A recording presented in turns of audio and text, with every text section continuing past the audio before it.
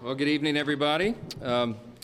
We are really grateful that tonight, in bipartisan fashion, with overwhelming majority of votes, we passed the American Relief Act of 2025. This is a very important piece of legislation. It funds the government, of course, until March of 2025. That was a big priority for us. This is America First legislation because it allows us to be set up to deliver for the American people.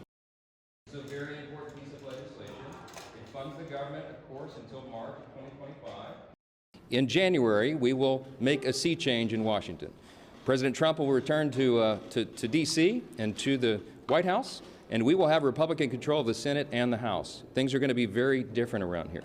This was a necessary step to bridge the gap, to put us into that moment where we can put our fingerprints on the final decisions on spending for 2025. We also, in this bill, as you know, took care of Americans who desperately needed and deserved the assistance. We had a record hurricane season. Hurricanes Helene and Milton in particular did dramatic damage across at least 6 states, the Carolinas, Virginia, from Florida, Tennessee, all the way through. And they have been waiting for the federal government to assist. We did that tonight in this bill. Because it allows us to be set up to deliver for the American people. In January, we are excited about this outcome tonight. We're grateful that everyone stood together to do the right thing. And having gotten this done now as the last order of business for the year, we are set up for a big and important new start in January. We can't wait to get to that point. We encourage swift passage in the Senate now. They need to do their job as the House just did. We will all go home. This is a necessary step to bridge the gap to put us into that moment where we can put our... I was in constant contact with President Trump throughout this process, spoke with him most recently about 45 minutes ago. He knew exactly what we were doing and why, and this is a good outcome for the country. I think he certainly is happy about this outcome as well. Elon Musk and I talked within about an hour ago, and we talked about the extraordinary challenges of this job. And I said, hey, you want to be Speaker of the House? I don't know. He said, this may be the hardest job in the world. I think it is. But we're going to get through this. We are going to unify this country, and we are going to bring the America First agenda to the people beginning in January. We cannot wait to get started. We also, in this bill,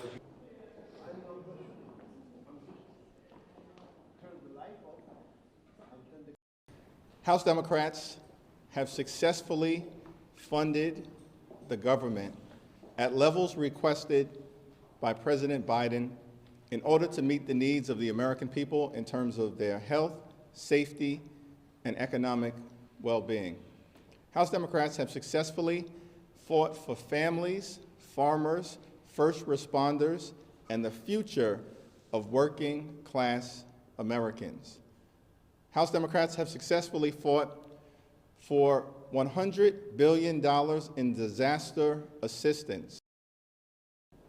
House Democrats have successfully stopped extreme MAGA Republicans from shutting down the government, crashing the economy, and hurting working-class Americans all across the land.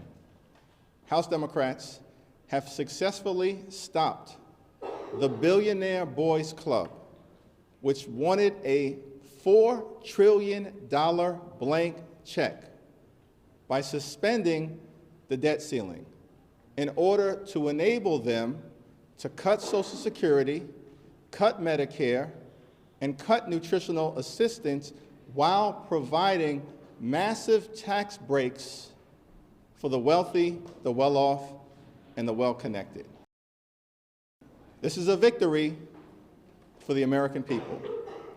We have successfully advanced the needs of everyday Americans, but there are still things to be worked on, and we look forward to that fight in the new year. Happy holidays. Would you support eliminating the debt ceiling next year, sir? Are you going to negotiate with President-elect? Being Speaker of the House is a challenge in this modern era, but it's a challenge that we accept. It's a great honor to serve in the position. I wouldn't say it's the most fun job in the world all the time, but it's an important one, a hugely consequential moment for the country. I got into politics because of my children. I'm concerned about their future, and I think that we're going to have a chance to begin to change all that in January, and I'm really excited about that. So everybody's going to go home and get a little bit of rest, and they're going to come back fully prepared to do the hardest work of their lives, and we look forward to that in January. Sir, what lessons learned in the past couple of days for the next couple of years? We're going to start January on really strong footing, and we have a lot to do. We're going to have a very aggressive agenda to work with President Trump to secure our border, to lower gas prices, to get the economy back on track. Those are the things that we talked about during the campaign, and we're going to deliver for those families who are struggling. So that's dealing with the debt ceiling before January 20th? I won't give an exact date. It's going to be something we work on very early. Sir, what lessons have been learned in the past couple of days that can help out in the next couple of years? Well, we've got a very narrow majority, and, you're dealing with the Senate that really has failed to do a lot of work. They didn't do any appropriations bills all year. Hopefully next year we're going to have a new dynamic. With a new Senate, I'm very confident in that Senator Thune's leadership that he's going to want to get the Senate working more. So we'll be able to move things on both sides so you don't have these showdowns and midnight hour deadlines. And let's just do our work on normal's calendars. So we're going to be working early.